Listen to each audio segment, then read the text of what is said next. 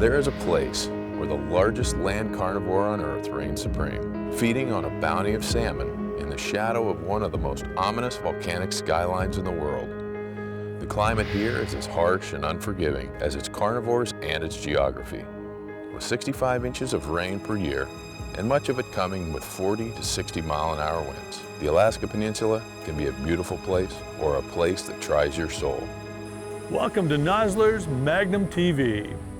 The big brown bears of Alaska are definitely the top of the food chain. They consider anything from a 5-pound salmon to a 1,500-pound moose to be food.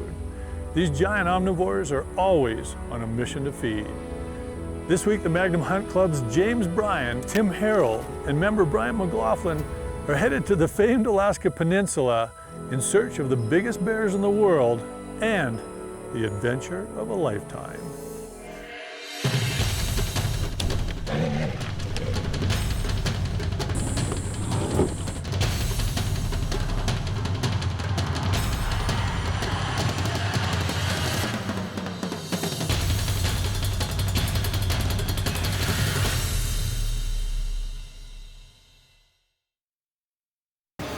Ladies and gentlemen, welcome to Alaska Airlines Flight 93 with service into Anchorage. Please be advised government regulations allow each customer one carry-on bag plus one small personal item.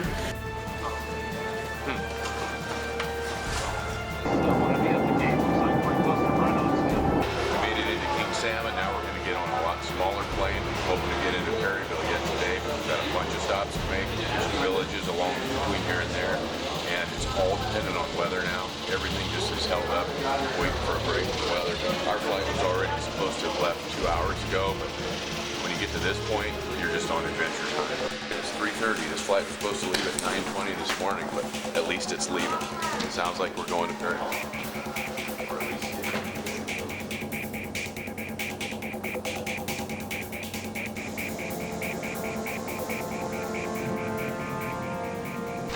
Just barely have the weather we needed to get into this little place. Stopped at a lot of really cool fishing villages on the way here, but this is the end of the trail, end of the road for this flight. It turns around, goes back to King Salmon. This is Perryville, Brown Bear City. How you doing? How'd you flight in? We had just the weather we needed and not any extra. Well, I was beginning to wonder. It's been horrible out here all day, so I'm glad you made it in. It's perfect timing. Boy, this is some brown bear looking country, huh? Oh yeah. Yeah, they've been seeing some big ones too, so it's looking good. That's what I wanted to hear. Yep. He knows just what to say and get me on the shaking already.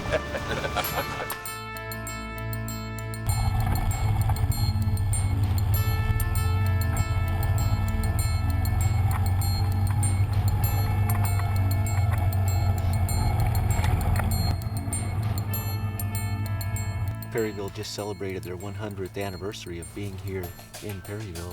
Seriously, how did Perryville get started? I mean, it's an isolated town on the Alaska Peninsula.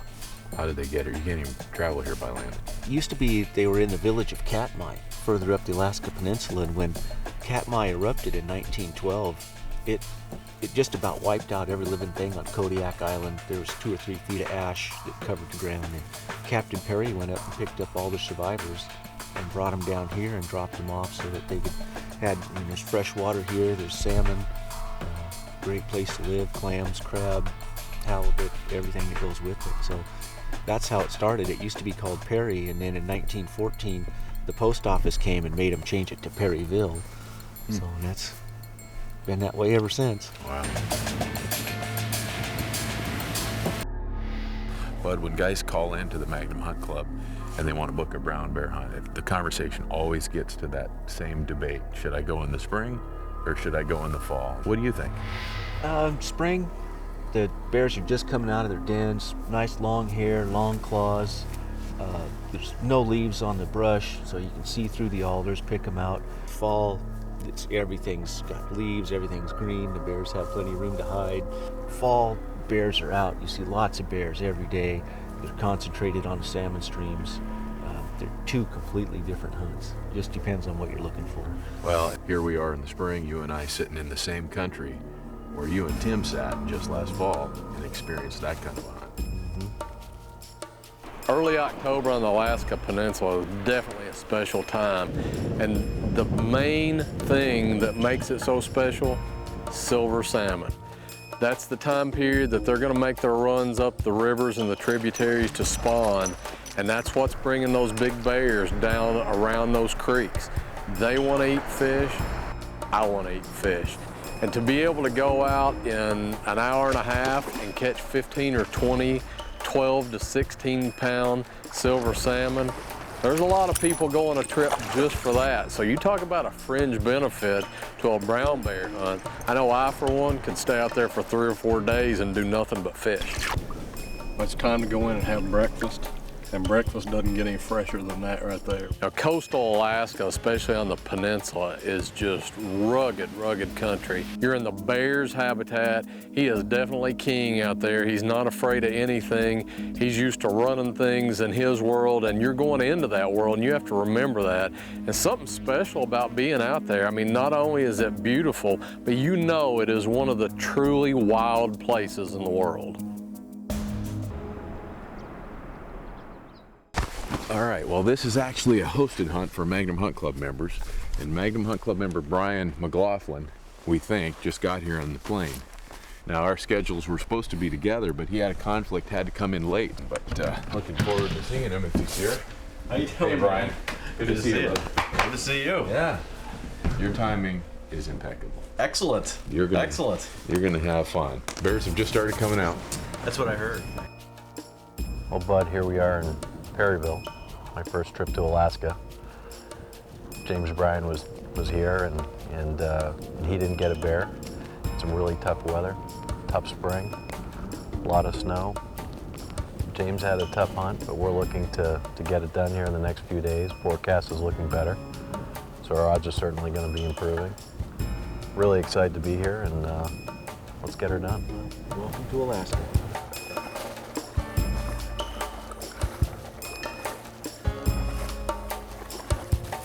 Never saw the boar again. He got a big wind of us and headed over the top of the pass.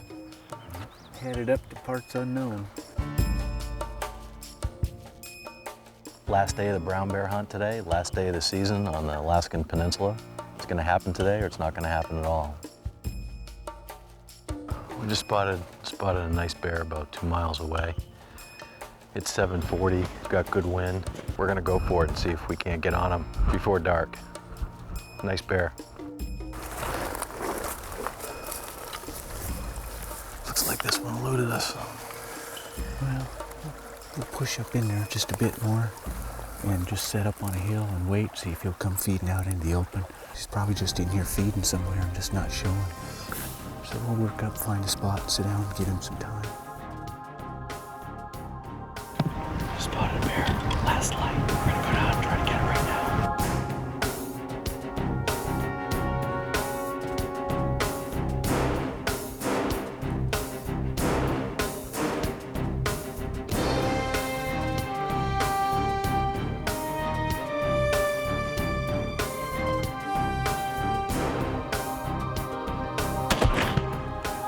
Hit him again. Hit him. Hit him again. Come this way.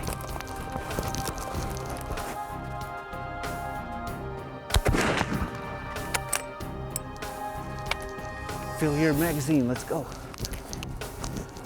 He's down over there. There's brush here, but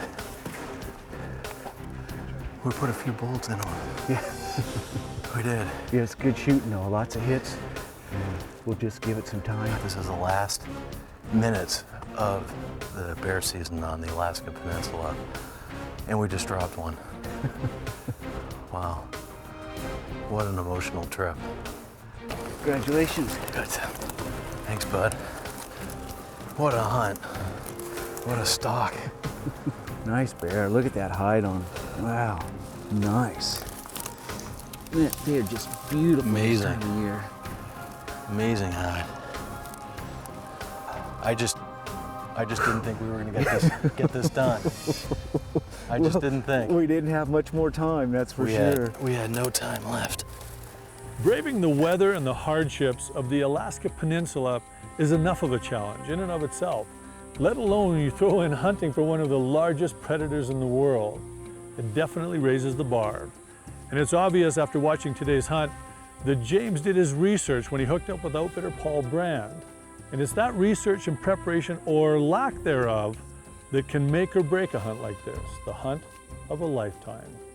I'll see you next week for another world-class adventure on Nosler's Magnum TV.